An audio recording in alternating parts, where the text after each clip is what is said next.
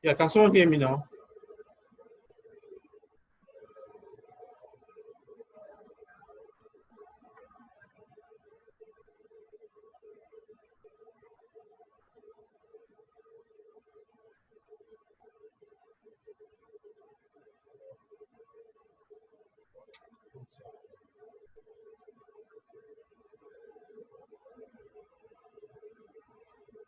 Yeah, can someone hear me now?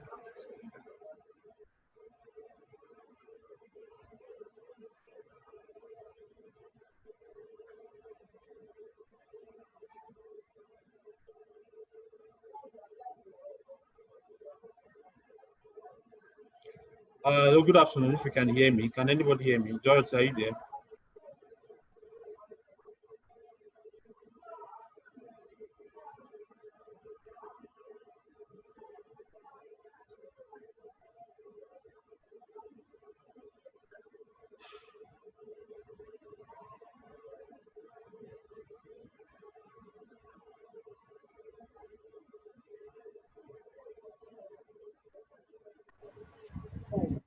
Yeah, Joke. I can hear you, sir. Okay. So I thank God I had to unmute you. So I just want to believe someone can hear me before I proceed, so I don't just get to talk. I can All hear right. too. Can you see my screen? Yes, I can see your screen. I can see your screen too. Okay, no problem. So let's start. So what happened is I'm sorry, we are starting a little bit behind schedule. I had some issues I need to settle, like more of domestic issues I need to settle. So apologies for that. So what happened is I have sent this file to you. The last file I shared with you, if you can see the screen, the last file I shared with you is this. It's a case study of Tulu Alashe Nigeria Limited. So it's actually, look at what is here now. Now, can someone hear me?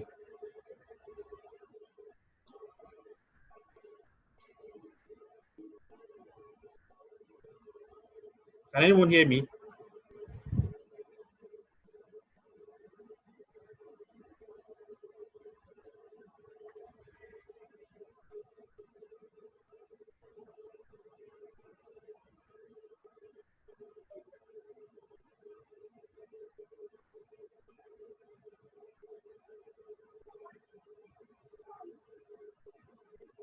Can anyone hear me?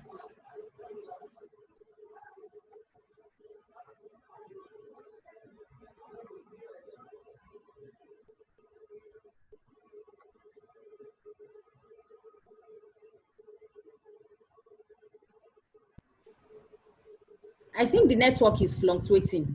Your Oh, voice is going on and off. on and off. Okay, it must be the network. Must be the network. But I can hear you clearly now. Okay, I can hear you too, sir. All right, no problem. So let's proceed. So this is what we have for today. So today we are looking at valuation. Okay, so this year valuation, what we want to take a look at is how do we value a company? How do we design a model that can show us, that can tell us the valuation of a company? And what I mean is, we value a company by looking at the discounted cash flow of that company. And by discounted cash flow, the cash flow we'll be taking a look at is the free cash flow to them. So we'll be taking a look at the free cash flow to firm. All right. So I sent you this question, the case study. So if you take a look at this question, so you can go through it later on when you have the time, because I actually dropped it on Telegram. But we'll just briefly look at it and see how far we can go with this. All right. We may not be able to complete this for today, because as small as this question is, it carries a lot of weight. So probably what we'll just do today is we'll try to prepare the financial statement of three statement financial model for Tolu Alashe Nigeria Limited. So this is actually the TB. Don't mind the name. I just have to point out that name. All right. So let's go ahead. Now, if you take a look at what we have there, I actually worked on this. Okay, but what we are going to do is we're going to start place afresh. We're meant to have sensitivity analysis for this and also go further by doing the DCF calculation. So if you take a look at the table that we have here, this is a table where we're going to link this table to the file that we have there. And we're going to, at the end of the day, we're going to get the value of our we're going to get what we call the enterprise value.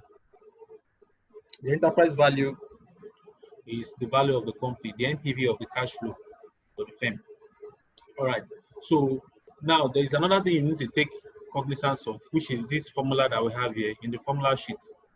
So this formula, we're going to apply all this formula you're seeing here. Okay, this is actually a statement of cash flow. It's a statement of cash flow template, how it looks like, not the template rather, but how you get to determine the formula to apply for your statement of cash flow. This is your free cash flow to firm. So I'll just run you through the background of this formula. All right, so this is your free cash flow to firm.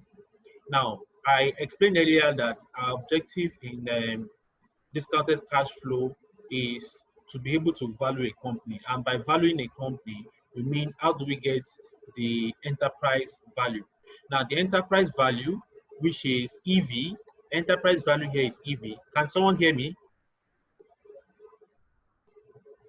I can hear you. All right, so I just want to explain this formula to you because this is the formula we're going to apply in this evaluation. So you need to understand this formula. Now, a lot of us must have been used to this formula in our, maybe when we're doing our ICANN, strategic financial management precisely. In strategic financial management, there is what we call free cash flow. All right, so it's this idea we're applying in this year valuation. Now, basically, when we talk about free cash flow are of two types. There's what we call free cash flow to equity and free cash flow to firm. All right, so we can value a company either using either of those free cash flows. But basically, what we want to look at here is the free cash flow to firm. And now, why do we use the free cash flow to value a company? Because the idea is that the free cash flow is a cash flow that is actually attributable to the firm without taking into cognizance the interest expense and basically interest expense. Okay, we have to look at the capital structure of the firm. And what I mean by the capital structure, we mean the structure of the equity and the debt. I mean the composition of the equity and the debt. So that's what I mean by capital structure. So free cash flow, look at the cash flow that comes to the firm regardless of the cost of the firm's capital structure. That means you are not taking into cognizance the interest on debts you're paying and all the rest. So that's what we call free cash flow. So it's the flow of cash to the owners of the business without regard to cost of the capital or capital structure of the company. So for free cash flow is calculated by having the net income. So if you take a look at what we have here, we have the net income, we had depreciation and amortization, we had other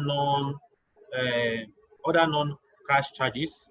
Okay, these other non-cash charges, and we have our interest on debt. So this formula that we have here is actually the interest on debt, taking into cognizance the tax savings. You know, when we have interest on debt, the tax on interest on debt is, how will I put it now?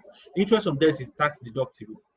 That's the right word. So interest on debt is tax deductible. So what we are doing here is like, if we say, for instance, interest on debt is 5%. Let me increase this.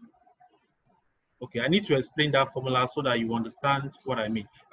Never mind that we are starting from here. We have to start from here because this is the basics.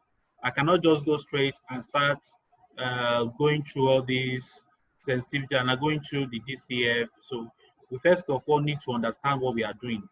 In case someone asks what is free cash flow, or what is enterprise value, or what is terminal value, those concepts are very important. So by the time you are now doing your model, by the time you are preparing your financial model, you can actually interpret the numbers. So that's the reason why I have to go through all this. Now, I was trying to explain something here that if we have, for instance, we have debt to be 1,000, all right? Now, and the interest on debt is at 5%, at 5%. All right, so what I mean by this formula, how do we apply this formula here? Basically, this area seen here is your 5%, all right? Now, we are now saying that the interest that you are going to pay on any debt is tax deductible. So by saying it is that tax deductible, it means we have to remove the tax element. We have to remove the tax element in this 5%. How do we do that? It's very simple. You know that the interest rate, you know, I think we all know this in our strategic financial management under cost of capital. If you have done cost of capital, you understand perfectly what I'm talking about. So how do we do this now? We have our interest at 5%. We have our interest at 5, please. I need to enlarge this so that you can see what I'm doing. I need to enlarge this so that you can see what I'm doing. Oh, no, let me do it this way. So what I'm just going to do is I will just increase the font size of this so that you can see clearly. Let me take 15. Is 15 fine? All right, let me say 20. Okay, fine. So we have this as 5%. It's very straightforward. So I'm just going to say equals to, so the interest, what is it called now? The interest that will be applicable here will be 5%, okay, times, all right. Now we have 1 minus 0 0.0, like 0.005. 0.005. Did I miss something out there? Okay, 0.005. Okay, all right. So this is what we have. Let me see. I think I missed something out there. Okay, so I can just simply increase. This thing is distracting. So I can just simply increase it. I think is what is causing the problem. So it's just to increase the number of decimal places. So what we have is 4.75% instead of 5%. So what this means is that we have factored in the fact that interest on debt is tax deductible. So that's how we arrive at this number here. Now this is the capex, which is your capital expenditure. So for you to get your free cash flow, take your net income, add your depreciation and amortization, and other non-cash charges. Then add your tax deductible interest. Okay, so tax deductible interest, I told you that if it is 5%, you need to apply this formula here by saying 5%, which is the original interest rate, into bracket 1 minus the interest rate at 5%. So that gives you 4.75. So instead of applying, what this means is that instead of applying 5% on 1,000, so let's say 1,000 is our maybe long-term debt or short-term debt. So instead of applying 5%, what we are simply going to do is that we are going to apply 4.75. So we're going to apply 4.75. So instead of paying 15 naira as our interest expense, we pay 48 naira. So that is what this means. So we subtract our capex, capital expenditure, then we had our change in working capital. Our change in working capital. So that is that's important for you to know. Now, another concept you need to understand in valuation is terminal value. So valuation using discounted cash flow. Can someone hear me? I can hear you. All right. So another concept we need to understand. But now, if you don't understand what I've explained here, please just try and ask questions. If you don't understand it, if you don't understand what is free cash flow, what it means, and how we arrive at all this, and what each of these means, ask questions. It's very important you ask questions if you don't understand. All right.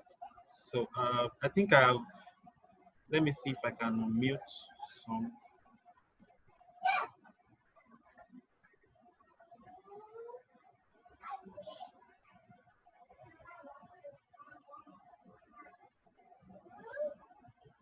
hold on, please. I need to unmute some people so that, because the reason is I want the class to be as much as possible.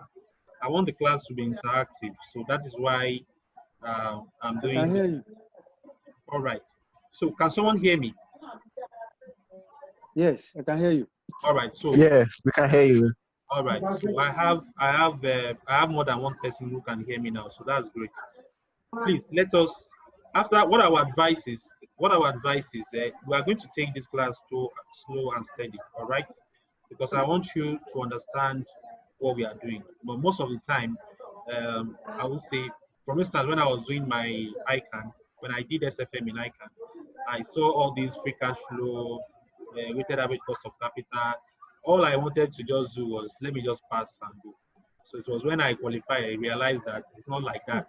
You actually need to understand what things means. What it's not just by knowing formula, knowing you actually need to understand what it means and how we use all this stuff. All right. So that's what matters in practice. Okay, so the next one is terminal value. Now, what do we call terminal value in valuation? Now, you know, normally when you are doing your valuation, you apply what is it called? That you want to get your present value, for instance. All right, you're going to find first of all your discount rate, and by the discount rate, in this situation, our discount rate will be our weighted average cost of capital, right? Now, you apply your weighted average cost of capital on the free cash flow, not on the cash flow this time around, on the free cash flow, meaning that you must have calculated the free cash flow. So let me highlight this. So we have discussed this one, and I said, do you have any question? Nobody asked questions. So I believe you all understood what free cash flow means. And I believe I'm talking to, we are all accountants. So you understand what this means since no one asked questions. So the next is the terminal value. Now I told you that, so what the terminal value simply means is, the terminal value is the value of a cash flow at the end of the end of a particular period. For instance, let me give you an instance. Like you have a free cash flow between year 0, which is the current year, to year 5. All right. Now, of course, there are values between year 0 and year 5. The value we have at the year 5, okay, the value we have at the year 5 is also a cash flow, right? Now, you may need to get a particular value that will say, given that I'm in year 5, okay, this is the value I expect that, okay, this is the value I expect the free cash flow to be at a constant level. I don't know if someone gets me.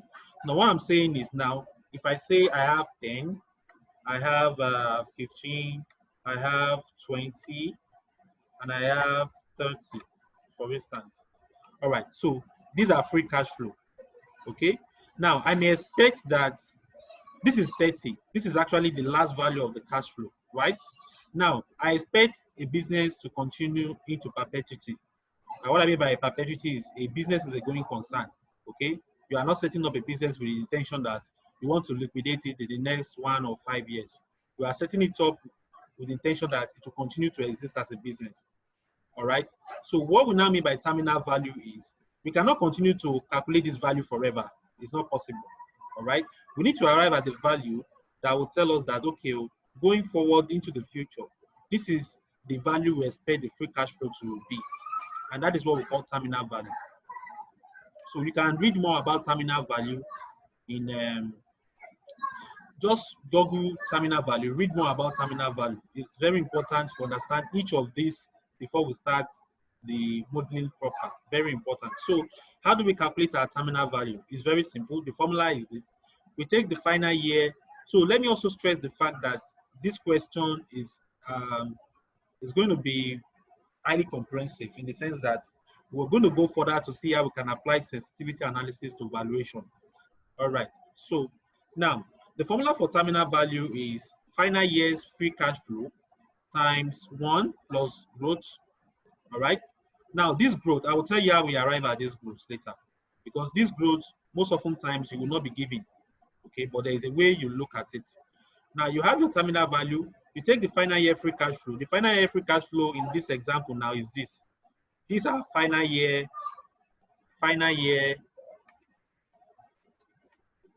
final year free cash flow. So these are final year free cash flow.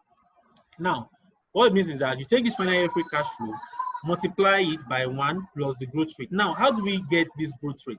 Now, you know, I explained to you. Can someone still hear me?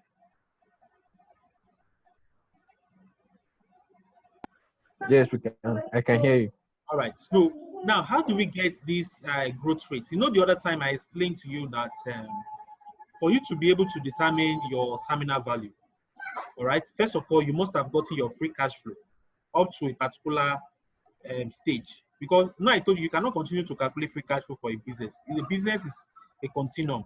It continues to infinity because it's a going concern. But you need to determine a terminal value. And that at that terminal value, it is expected that the what is it called now? The free cash flow will have a constant, almost a constant level of growth, meaning that if at all free cash flow will increase here, it will be maybe like 31. Okay? If at all it will increase here, it will be maybe like 31.5. Do you get? Now, 31 point, what did I get? 31.5. Okay, so on the average, you can see that it hovers around 30, or it hovers around a particular figure. And that particular figure, to get that particular figure, we use the terminal value to calculate it. So that's what we mean by terminal value.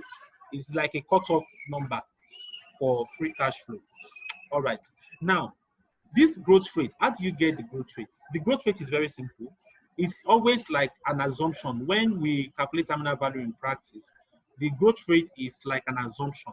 Assumption in the sense that what you just do is take a look at your free cash flow and see how your free cash flow is growing on a constant basis. What do I mean? I can take the what's it called? I can take the growth rates of each of these values. For those of us that will be writing SFM in ICANN, if you are in this class, I think this is going to help if you are still writing. All right, so I can take a look at this. Now, I'm taking a look at this and I'm getting something, right? I'm getting something. What did I do? Okay, I converted to percentage. Fine, I'm getting something. But okay, now let me explain. Now, if you want to determine this growth rate is an assumption, as I've said, and it's not as much as this. But this is like 50%, 30%, 3%, something like that. Now, it's normally between the range of 1 to 5%. All right, meaning that after you must have gotten your terminal value at this point, you always have the TV. Let me do something here. Let's say here, please ensure you watch this video if you are, for those, okay, let me say here I have, okay, let me say here I have 30, and I have this to be, let me increase it to 15, all right? Now I call this one I'm going to call this, insert a column, TV. So this is my terminal value. All right, this is my terminal value. Now, the 1 to 5%, okay, is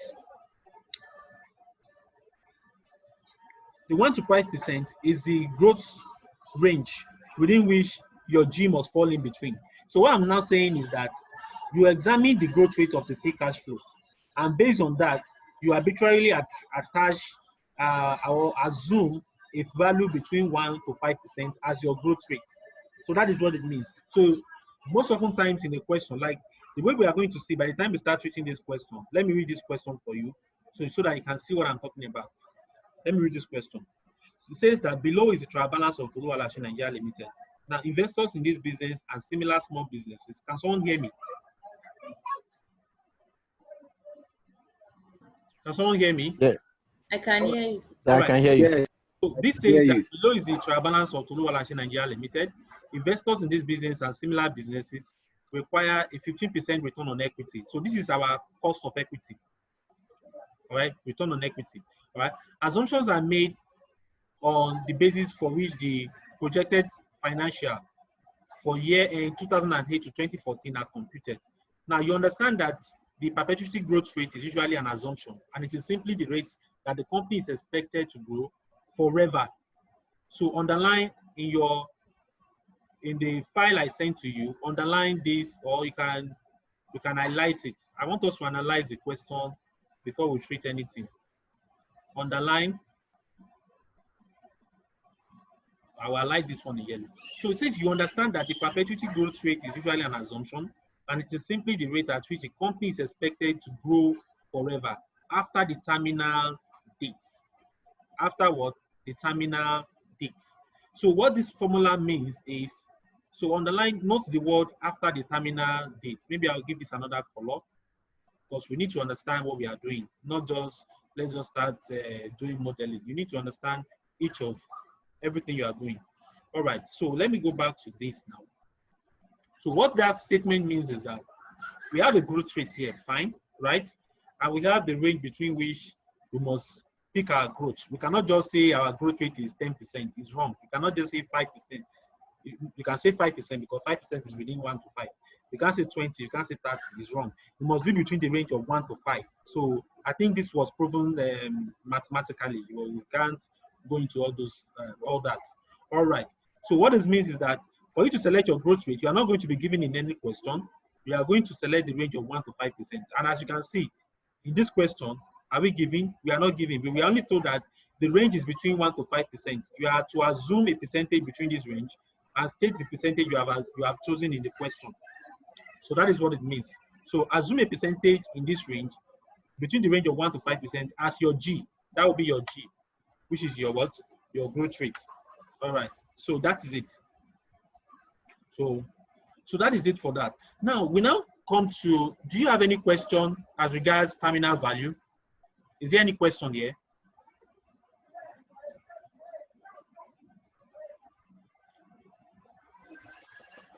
Can I get question?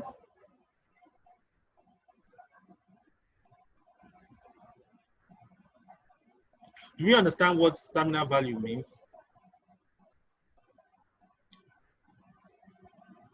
Can someone hear me?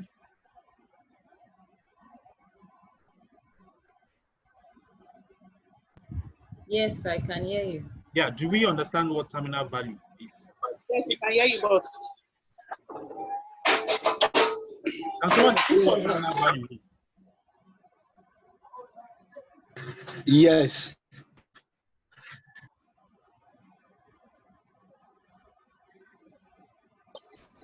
Please, can you redefine or expatiate? Okay, but can anybody, does anyone understood what I said about terminal value? Well, I need to ask this question so that it won't be as like I'm just talking, no one's getting me or something. But since you are not asking questions, can someone tell me, okay, all right, let me repeat what I've said. I said terminal value is the value you expect the free cash flow to be to perpetuity. You cannot continue to calculate free cash flow because I said, first of all, I started with the fact that a business is a going concern, right? And being a going concern means it is expected that the business will continue forever. We are not having it in mind that one day we're going to liquidate or we're going to shut down the business. Do you get? Meaning that our free cash flow is expected to grow to perpetuity. But we cannot continue to calculate free cash flow forever. So we need to have a terminal value. It's like a cutoff value. So that terminal value, that is basically what we call the terminal value. It is the last value. You can see here. That's why I explained this, that we have a free cash flow here. We have a terminal value here of 30. I'm not saying that this is the formula you use to calculate the free cash flow. I went further to say that for you to calculate the free cash flow, you take the final year free cash flow. Sorry, to calculate the terminal value, take the final year free cash flow, which is 31 here. Okay? Multiply it by 1 plus the growth rate. How do you determine the growth rate? I told you that this growth rate is usually between the range of 1 to 5%. And how do you select either 1, 5, 4, either 1, 2, 3, 4, or 5%. It depends on the observation of your free cash flow. So you need to observe how your free cash flow is growing. Do you get? So the rate of that growth is what will determine what you are going to select here, whether it's 1, 2, 3, or 5%. Do you understand now? So that is what I've just explained here. So that is the meaning of terminal value. It's like the final value at the end of the free cash flow. Because the business continues to go to perpetuity, you need to have a final value. All right, and that's what we mean by that. So is that clear now? Now, the last one is the weighted average cost of capital. We all know what the weighted average cost of capital is. The weighted average cost of capital shows the capital structure of the firm, okay, weighted in proportion of cost or equity. Can I explain that again? I'm saying that the weighted average cost of capital of a firm is the cost of capital of a business weighted in the proportion of the composition of the company's equity or debt capital. Meaning that if you have your debt capital to be, let's just have a simple thing. We all know what we all did this, Abby, but we are just refreshing. We all did this in our SFM. Now, if you have your cost of debt to be, no, I say cost of debt. You have your debt to be 10 million, right? You have your equity to be, let's say, 20. All right. So now you have your cost of debt to be 5, and you have your cost of equity to be, we are assuming figures, let's say 4. All right. So what weighted average cost of capital means is that you are calculating the cost of capital on the basis of the weights of the costs and on the debts, on the total capital of the company. That means you're looking at the capitalization of the company, and you are weighting the cost of equity and the cost of debt, okay, in reference to the total capitalization of the company. So here now, I can sum up this as 30. All right, I sum up this as 9. Okay, now I can now take the value. Look at the formula here. So the formula is straightforward. You have the value of equity. Your equity, you take the value of equity, divide it by the value of equity plus the value of debt, multiply it by the cost of equity. So that is how you get your, then you say plus, okay, you get the value of debt, you say over value of debt plus value of equity, multiplied by the cost of debt. Now, when you are calculating your cost of debt, you know you are adjusting your cost of debt with the, what is it called now? The tax element. Because I already explained that the interest you pay on debt capital is tax deductible. So you have to factor that in calculating your cost of, in calculating your cost of debt. Now, we also know that in our strategic financial management, when we are being told that what is, for instance, you need to, you want to do, what is it called now? Now you want to do an investment appraisal. You want to do an investment appraisal, and you are being told that the discount rate or the discount factor is X%, or you are not even giving at all. Okay, your weighted average cost of capital will be your discount factor. So this can also be written as K, which is our discount factor. Very straightforward, right? Now let's go to the last, no, not the last. Now let's go to equity value. Can someone hear me? So let's go to equity value. Now Yes, your equity value is also very straightforward. It is simply the enterprise value. Before you can calculate your equity value, you must have gotten your enterprise value. And your enterprise value is the NPV of the free cash flow, okay, to the firm plus the terminal value. Meaning that you must have calculated your terminal value here, applying this formula in the model. Are you getting it? Then you had what? You had your free cash flow, add it to your free cash flow. Now, if you add it to your free cash flow, okay, then you find the NPV, the net present value, using this weighted average cost of capital. Apply the weighted average cost of capital you must have calculated in your model to the free to the free cash flow to get the net present value. To get the net present value. So whatever answer you arrive at will be the enterprise value. Now we'll explain what enterprise value means. Now let's say you want to buy a business, or when we get to sorry. When we get to thank you. Now when we get to merger and acquisition, we will understand better what because we are still going to do M&A, merger and acquisition modeling. Our objective in this in this course is to ensure that you are grounded in every aspect of financial modeling. So when you go for an interview, or when you are asked, can you do this model? Can you do that? So we want to take you through all the aspects of financial modeling. And the M&A modeling is the most advanced financial modeling. We're going to talk about it. When we get to M&A modeling, you will see what enterprise, we are going to discuss enterprise value, because in merger and acquisition, we're trying to see how two businesses can merge, or a business merges with another, or a business acquire another. And before that can take place, you must arrive at an enterprise value. So the enterprise value is the value of a company. Now, when you say you want to value a company, that's what we mean by enterprise value. And how do you value a company? You take the NPV. It's just one of the methods of the business valuation, if we understand business valuation methodology. So you have the NPV of the cash flow, NPV of the free cash flow. That gives you the enterprise value. Now, for you to not get your equity value, what it means is that now in your historical financial statement, you're going to have your cash and you're going to have your debt. Okay, so the equity value will be the enterprise value plus the cash. That means the cash the business has minus the debt. The reason why we are taking out the debt is that the debt does not belong to the owners of the business. It actually belongs, that cash, that value belongs to the outsiders. It doesn't belong to the business, but the cash of that business is for the business. So that is why, that's how we arrive at equity value. So equity value is your enterprise value, which you must have calculated here, plus the cash minus the debt. So we have successfully explained what this means.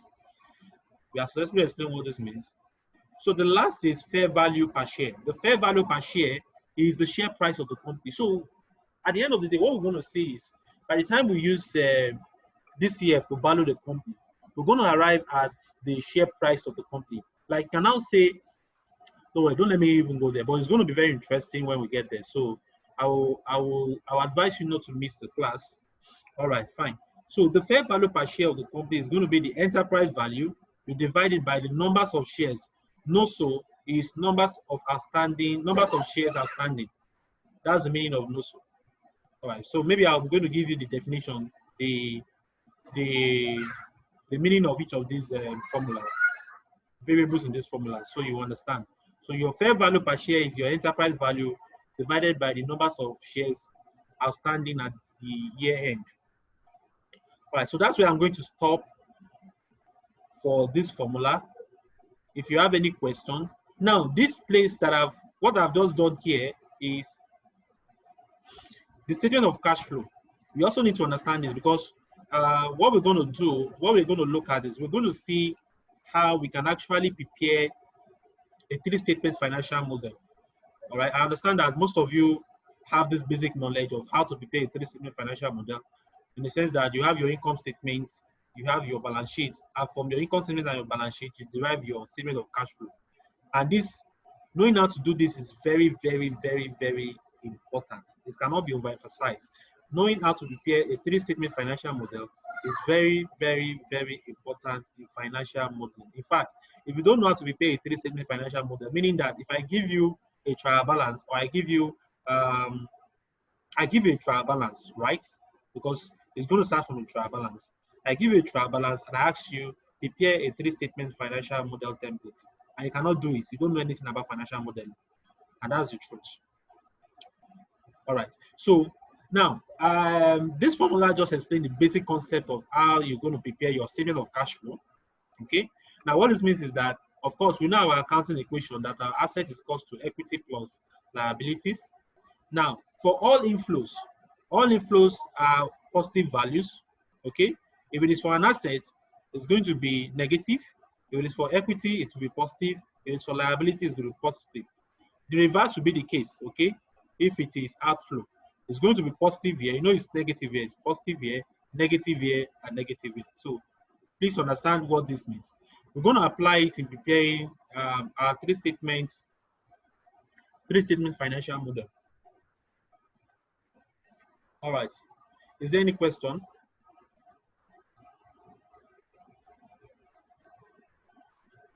Do we have a question?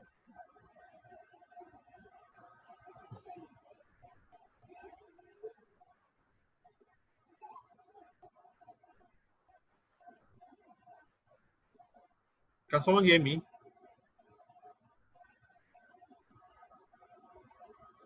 Yes, I can hear you. All right. Do we have a question so far?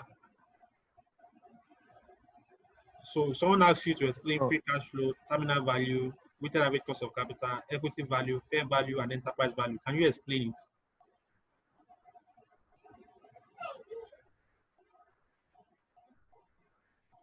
All right. So this is what will happen. All right. So I don't want us to rush this class. All right. I know the reason why I'm saying so. I don't want us to rush this class. I'm going to give you a short task, right?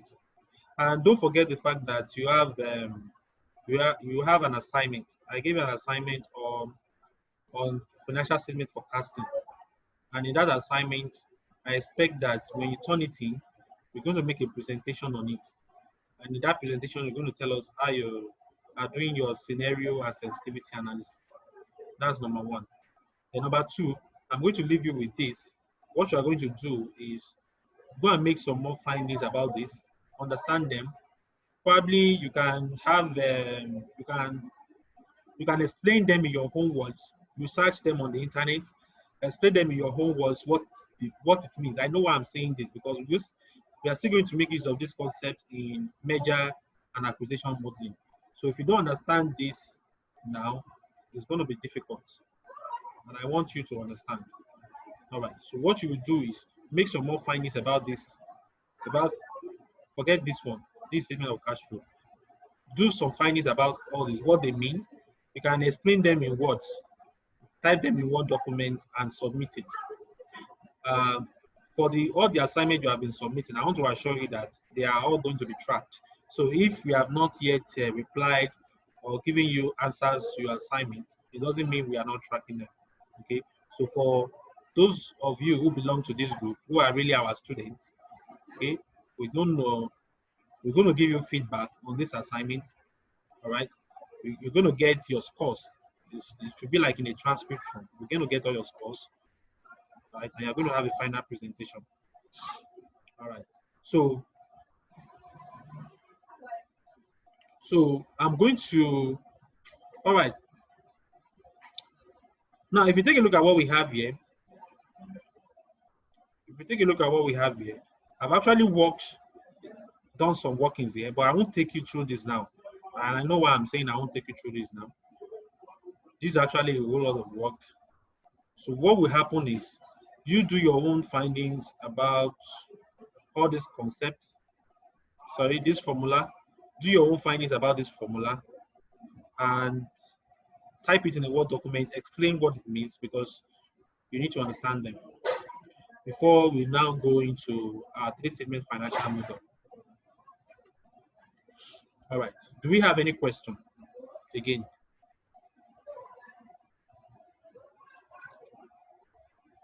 Anybody with a question?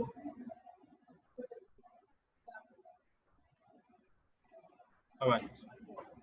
Anybody with a question? So nobody with a question. So what I'm going to do is I'm going to end this class here. All right. So I'm going to end this class here. And what is today's date? Today is 12. Never mind. Before the scheduled date, we're going to discuss everything that we need to discuss to cover up this course of financial modeling. But I will leave this with you. Work on this. Make research about it. Submit it in a Word document. Explain what each of this means in your own words. So that's the assignment. So before we now take a look at what is it called? Before we now take a look at this question and try and solve them. So if you take a look at what is here, for instance, we have done something like this before. There are things you can attempt on your own. You have total revenue to grow at 5% for year end. So what's happened here is, if you take a look at the financial statement, you will see that in this financial statement, we are making use of more than one forecasting factors.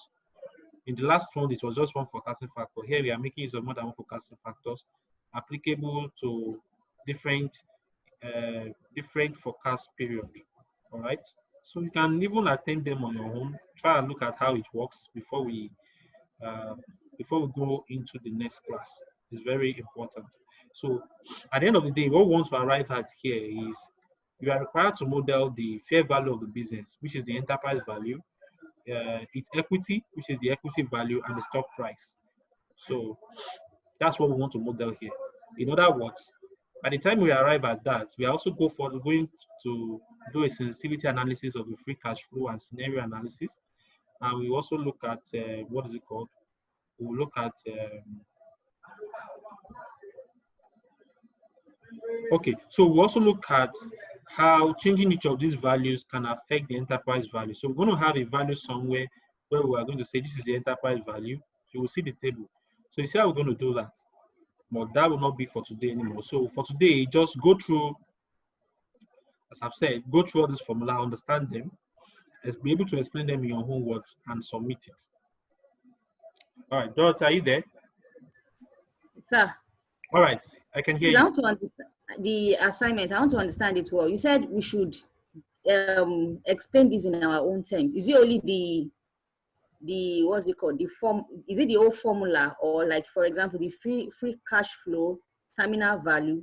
Yes. Or we have to explain the net income. Explain each of them. No, what I mean is, Google what is for free cash flow. Okay. Look at literature, consult your textbooks. I just want you, you know what I'm saying? I want you to understand all these things. I don't just want us to say free cash flow is this. Someone asks you what's free cash flow, you don't know what's free cash flow. Or ask you what's equity value or enterprise value.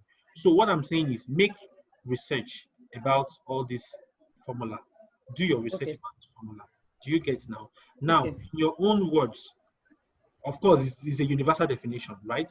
But what I'm meaning is that consult at least 2-3 different textbooks or Google anywhere you want to get it. Okay. Now, explain what they mean. Do you get? Explain what they mean vis-a-vis the components of the formula. Just explain what they mean. I have given my own explanation of what it means, but I'm telling you, make your own research, make your own findings. You know, go through literatures and explain what this means in your own understanding. That's the assignment. The submission of the assignment, the first one and the second one, is it, should we submit on Google Classroom or by mail? Should mail it to you? Just email to me. Email to me. And each of your assignment, please save it with your name. Okay. So that it can be tracked. The registration number. Yes, if you have your registration number, fine. Put your registration number. But if you don't have your registration number, save with your name. I would even prefer your name because not everyone has registered. All right. Save it with your name. Save each of your assignment with your name, because the thing is, we're going to track all your assignments, and before your certificate can be issued, you must attempt all assignments. Otherwise, there won't be anything, and you must do presentation. Okay. All right, sir. Thank you. So I'm going to end this class here with this. All right. So on your own, go through all this. Go through the question. Even you can even try and attempt them on your own. Try and work on them on your own. Let me hide this. Okay. Try and work on them on your own. Okay. Even before the class. Try and work on them on your own. All right. So I'm going to end this here. Thank you very much for your time. And enjoy the new week. Thank you, sir. Thank you. Bye-bye, sir.